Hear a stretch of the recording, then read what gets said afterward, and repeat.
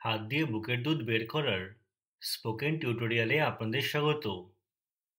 এই টিউটোরিয়ালে শিখব হাত দিয়ে দুধ বের করার উপকারিতা, কিভাবে হাত দিয়ে দুধ বের করবেন এবং কত ঘন ঘন মাকে বুকের দুধ বের করা উচিত। স্তন জমে থাকা উপশম করতে দুধ বের করার উপকারিতা, স্তনবৃন্তের আশেপাশে গাঢ় অংশে ব্যথা এবং শুষ্ক ত্বকের চিকিৎসা করতে, স্তন্যপানের সময় স্তনবৃন্তে ব্যথা হলে শিশুকে এই দুধ দিতে পারা, মায়ের বুকের দুধ সরবরাহ বাড়ানো বা বজায় রাখা। মা যখন বাইরে বা কাজে যায় তখন শিশুর জন্য এই দুধ রাখা যায়। এই উপায় স্তনবৃন্তের চারপাশের গাঢ় অংশ নরম করে শিশুকে পূর্ণ স্তনের সাথে যুক্ত করতে সাহায্য করে। এই উপায়ে এটিও যাচাই করা যায় যে শিশুটি একটি স্তন থেকে সম্পূর্ণভাবে দুধ পান করছে কিনা। গরুর দুধের বদলে মায়ের দুধ দ্বারা শিশুর জন্য পুষ্টিকর পরিপূরক খাবার বানানো। এছাড়া অকাল শিশুদের দুধ খাওয়াতে সাহায্য করার জন্য অসুস্থ শিশুকেও, দুর্বল পেশিযুক্ত শিশুকেও এবং সেই শিশুও যাদের জোড়া জিভ বা কাটা ঠোঁট রয়েছে, সেসব শিশুও যাদের স্তনে গভীরভাবে জুড়তে অসুবিধা হচ্ছে। এবার আমরা হাত দিয়ে বুকের দুধ বের করা দেখব। সবচেয়ে প্রস্তাবিত উপায় হলো মা তার হাত দিয়ে দুধ বের করে, কারণ এই পদ্ধতিতে স্তনের চারপাশের গাঢ় এলাকায় কম অস্বস্তি হয়। এই পদ্ধতিতে কোনো উপকরণের প্রয়োজন নেই, ফলে মা যে কোনো জায়গায় এবং যে কোনো সময় এটি করতে পারেন। হাত দিয়ে বুকের দুধ বের করা একটি দক্ষতা, বারবার করলে আরও উন্নত হবে। স্তন নরম হলে দুধ বের করা সহজ, তাই মায়ের প্রথম বা দ্বিতীয় দিনে এই দক্ষতা শেখা উচিত। হাত দিয়ে দুধ বের করার আগে দুধ সংগ্রহের জন্য একটি স্টিল বা কাচের পাত্র প্রস্তুত রাখা উচিত। সে একটি প্রশস্ত মুখের একটি কাপ, গ্লাস, জগ বা বাসন নিতে পারেন। তার চয়নিত পাত্রটি সাবান এবং জলে ধুয়ে নেওয়া উচিত। এরপর পাত্রটিকে ফুটন্ত জলে বা পাত্রে ফুটন্ত জল ঢেলে কয়েক মিনিটের জন্য রেখে দেওয়া উচিত। তারপর পাত্রটি হাওয়া দ্বারা বা পরিষ্কার কাপড় দিয়ে মুছে পুরোপুরি শুকিয়ে নিতে হবে। পাত্রটি কখনোই ব্যবহৃত কাপড় দিয়ে শুকানো উচিত নয়। পাত্রটি সম্পূর্ণরূপে শুকানোর পর স্তন থেকে দুধ বের করতে হবে। দুধ বের করতে সাহায্য করতে মাকে শিথিল বোধ করে শিশুকে নিয়ে ভাবা উচিত।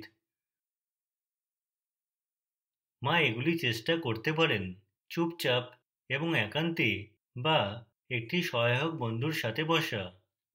কিছু মায়েরা নিজের বন্ধুদের হাত দিয়ে দুধ বের করা দেখে নিজেও সহজে এটি করতে পারেন।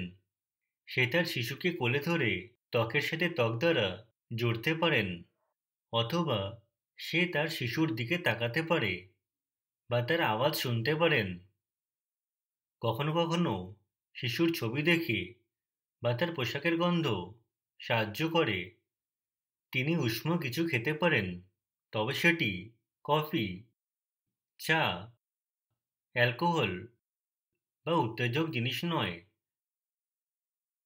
দুধ প্রবাহের জন্য সে তার স্তনগুলিকে হালকা গরম করতে পারেন।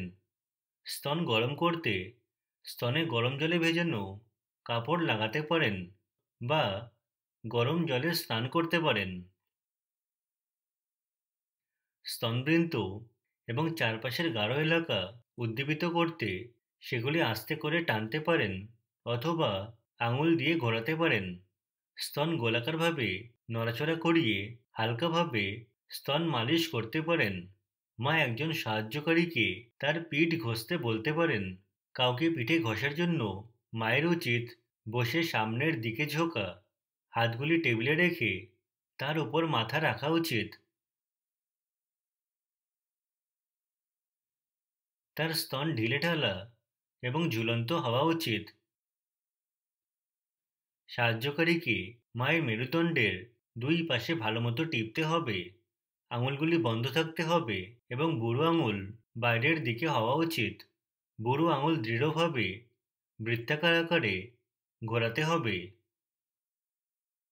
তার ঘাড় থেকে কাঁধ পর্যন্ত মেরুদণ্ডের হাড়ের উভয় পাশ একই সময়ে টেপা উচিত।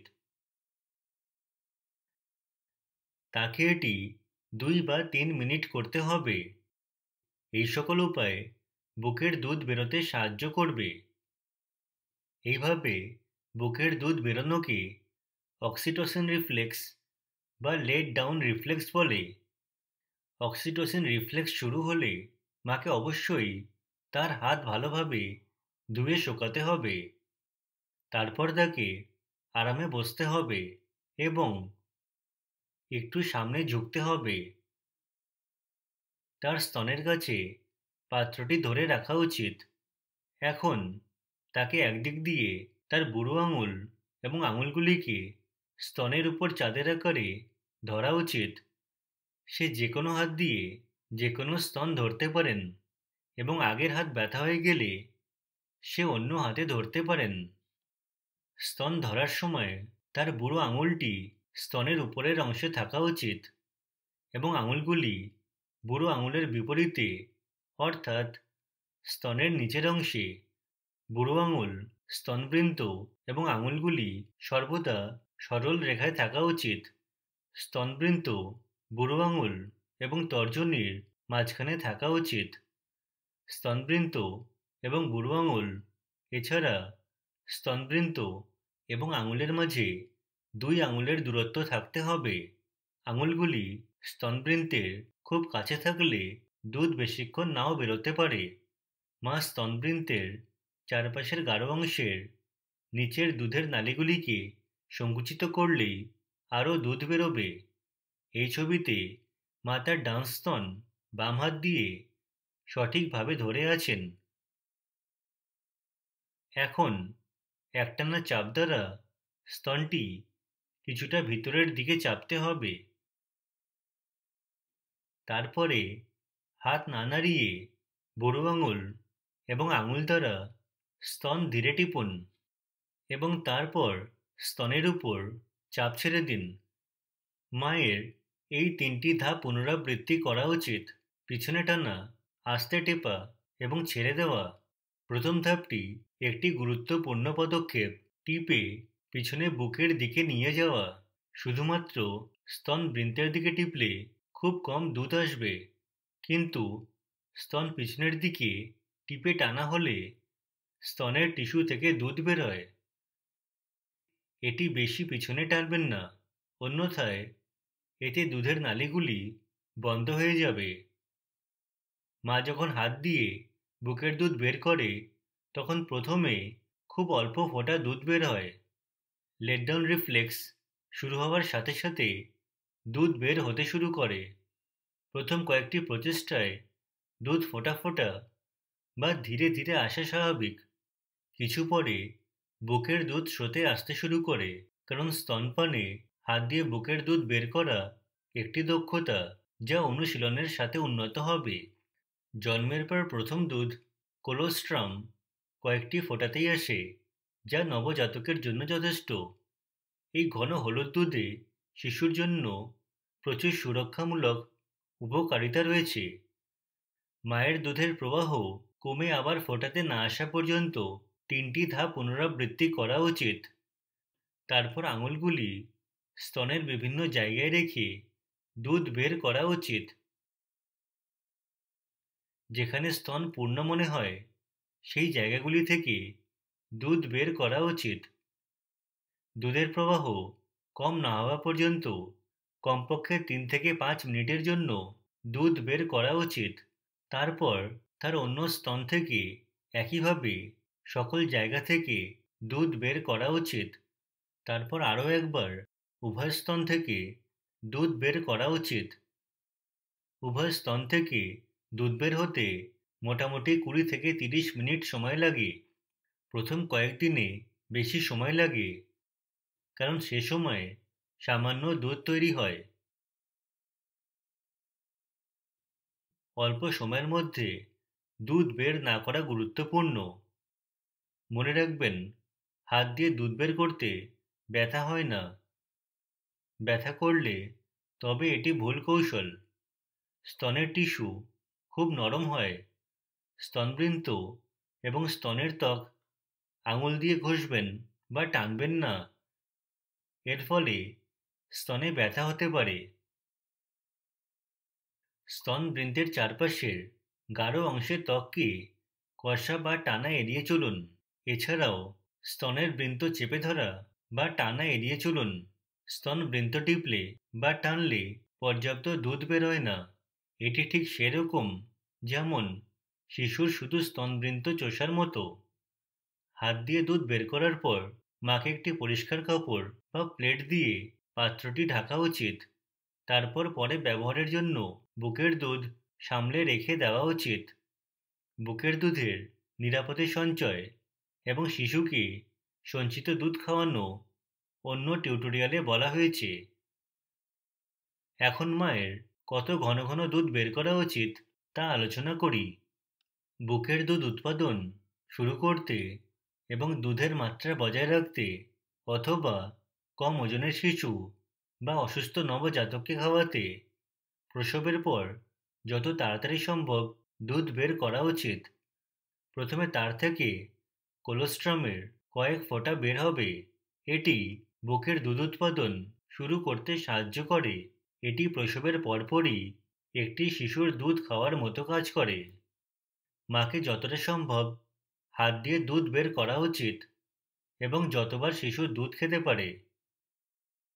এটি কমপক্ষে প্রতি 2 থেকে 3 ঘন্টা হওয়া উচিত, রাতের সময় সহ। বারবার দুধ বের করার ব্যবধান দীর্ঘ হলে সে যথেষ্ট দুধ উৎপাদন করতে পারবে না। পরবর্তী উদ্দেশ্য মায়ের দুধ সরবরাহ গড়ে তোলা এবং কয়েক সপ্তাহ পর দুধের কম উৎপাদন মনে হলে বুকের দুধ বেশি বানানোর জন্য প্রতি 1 থেকে 2 ঘন্টা অন্তর দুধ খাইয়ে হাত দিয়ে দুধ বের করা উচিত। শিশুর 3 ঘন্টার বেশি ঘুমাবে মনে হলে মায়ের হাত দিয়ে দুধ বের করা উচিত। যদি স্তন উপশম হয় বা কর্মক্ষেত্রে বুকের দুধ নিজে থেকে বের হলে মায়ের যতটুকু প্রয়োজন ততটুকুই দুধ বের করা উচিত। যদি স্তনের ত্বক সুস্থ রাখতে হয় তাহলে মায়ের দুধ এক এক ফোঁটা বের করে ঘষতে হবে। এটি তার স্নানের পর এবং বুকের দুধ খাওয়ানোর পর করা উচিত। যদি কর্মরত মা দুধ রেখে যেতে চান তাহলে তার কাজে দুধ বের করে যাওয়া উচিত, যাতে দুধের সরবরাহ সঠিক থাকে। এবং মাকে কাজে যাওয়ার আগে দুধ বের করা উচিত এবং শিশুর যত্নকারীর কাছে দিয়ে যাওয়া উচিত। এটি করতে মায়ের কাছে ফ্রিজ থাকলে কয়েক সপ্তাহ আগে এর পরিকল্পনা করতে পারে। সে অতিরিক্ত দুধ বের করতে পারে এবং পরে ব্যবহারের জন্য রেখে দিতে পারে। শিশুর স্তন্যপান করানোর পরও মা দুধ বের করতে পারে। প্রতিবার খাওয়ানোর জন্য মার প্রায় 50 থেকে 90 মিলিলিটার দুধ রাখা উচিত। মা দূরে থাকলে শিশুর প্রয়োজন অনুসারে আরও বুকের দুধ দেওয়া যেতে পারে।